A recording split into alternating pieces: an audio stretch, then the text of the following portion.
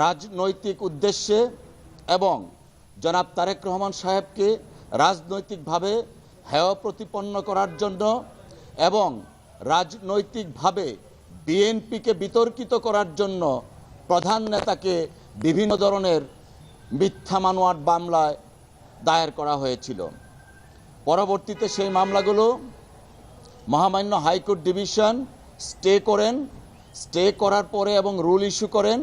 আমরা গত কয়েক মাস পূর্বে সেই রুলের শুনানি করি এবং মহামান্য সুপ্রিম কোর্টের হাইকোর্ট ডিভিশন মামলাগুলা বাতিল করে দেন। এই বাতিলের এগেনস্টে রাষ্ট্রপক্ষ মাননীয় মহামান্য অ্যাপিলেট ডিভিশনে আজকে গিয়েছিলেন। দুই পক্ষের পূর্ণাঙ্গ শুনানি হয়েছে এবং রাষ্ট্রপক্ষের যে আপিল সেই আপিলটা ডিসমিস করা হয়েছে। তার মানে দাঁড়ালো হাইকোর্ট ডিভিশন মামলাগুলো যে বাতিল করেছিলেন সেই বাতিলের রায় কার্যকর থাকলো।